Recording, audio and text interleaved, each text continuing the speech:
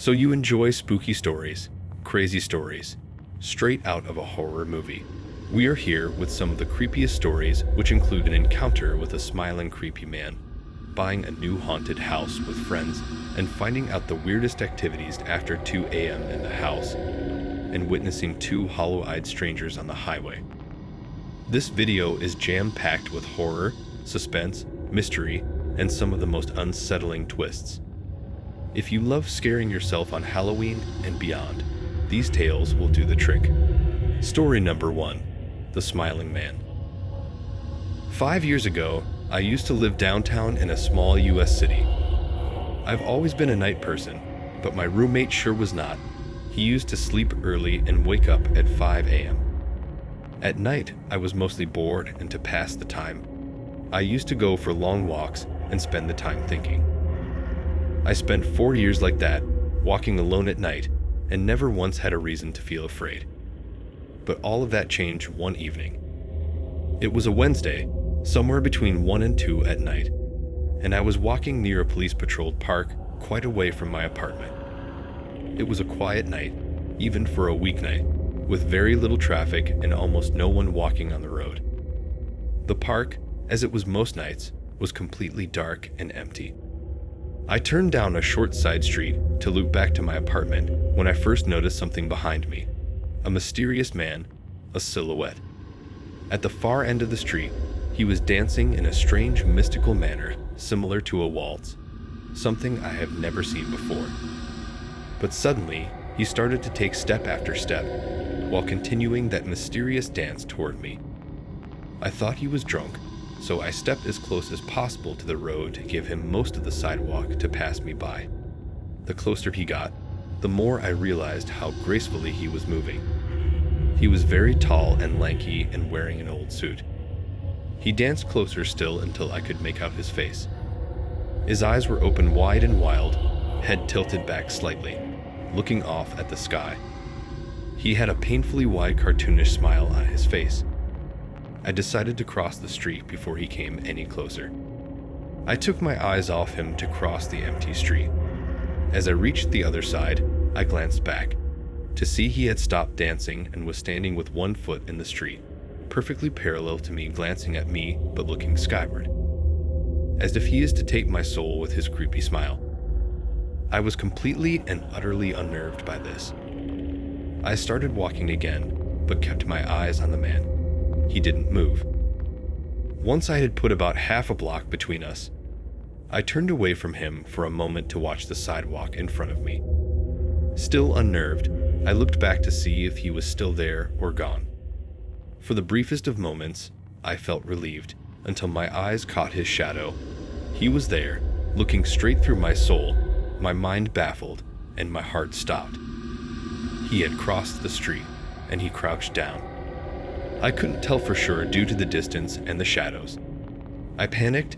I wanted to scream my lungs out. My heart was beating in my ears, and I felt cold sweat seeping through my shirt, but he was lurking faster than before. For a moment my feet stopped working. I froze there, as he took giant, exaggerated, tiptoed steps as if he were a cartoon character sneaking up on someone. At this point I know I should have run for my life, or pulled out my pepper spray or my cell phone or anything at all. But I didn't. My feet froze, stuck to the ground, as the smiling monster crept toward me. And then he stopped again, about a car length away from me, still smiling that smile, still looking at the sky. When I finally found my voice, I blurted out at first. Should I scream? Should I ask him what he wants? What I meant to ask was, "What do you want?"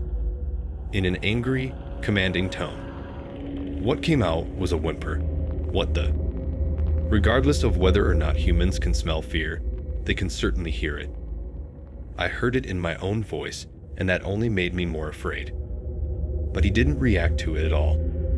He just stood there, smiling.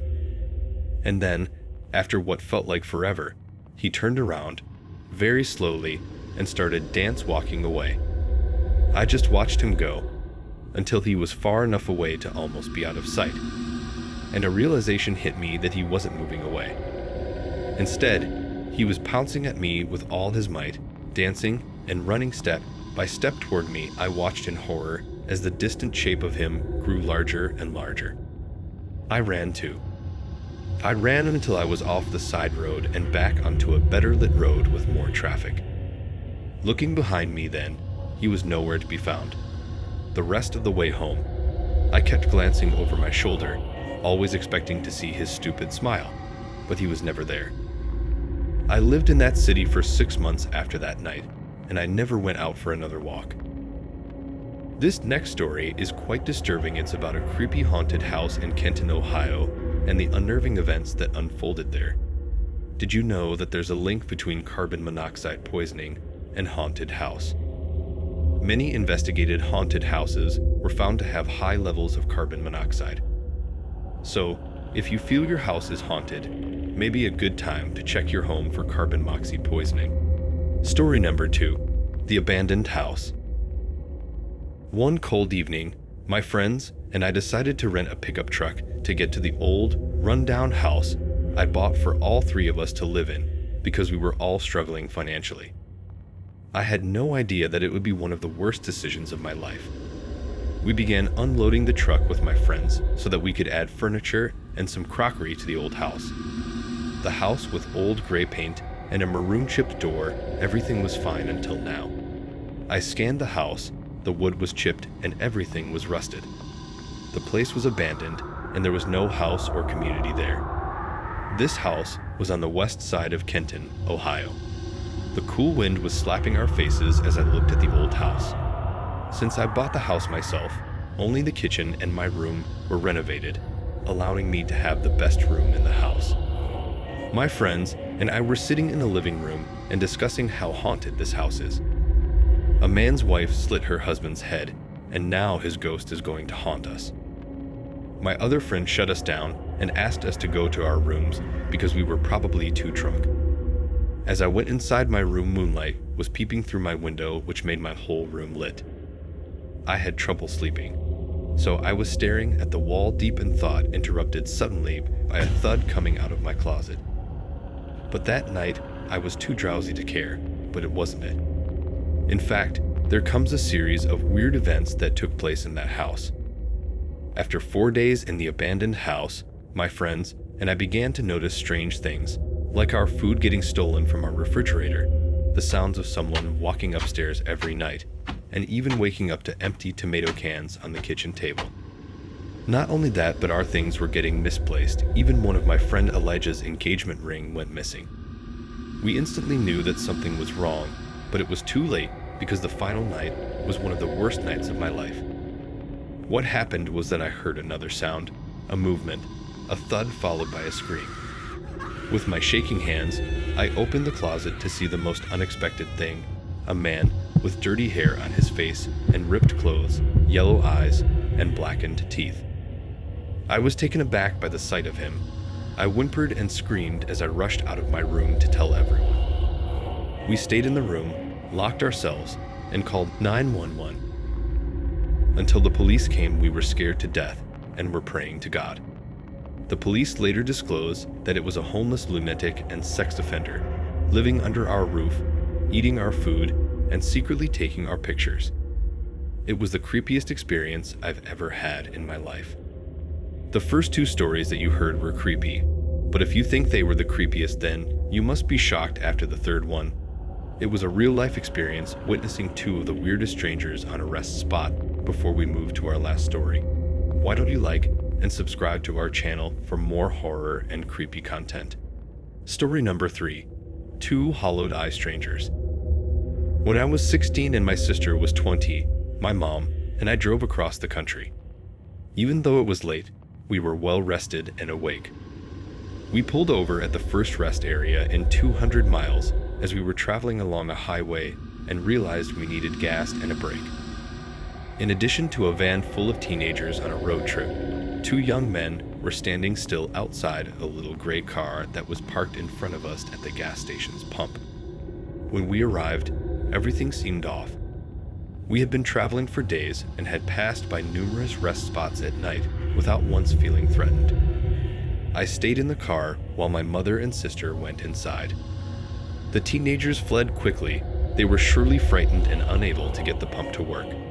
The two males had not moved at all as I was looking at the car in front of us. They were not even talking or using their phones, just staring with hollow eyes. The two men turned to stare at us slowly, while without moving or turning the rest of their bodies. We all noticed the same thing. They had eyes as dark as pitch and hollow. Nothing but a void. Not dark, not reflecting any light at all. My mother and my sister were scared because they were right in front of our cars by that time. We turned our car and left quickly and didn't stop till we reached the following city. What was the worst part of the whole experience? Any map we looked at didn't show the location. We were stuck and lost for hours, and with the thought of those two men following us, fear crept into our bodies, making us even more anxious. God knows what were they? Were they even humans?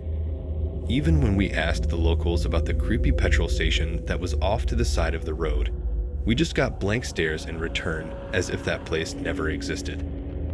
Why don't you watch these recommended videos for more horror stories? Do like and subscribe to the channel for up-to-date content. See you next time.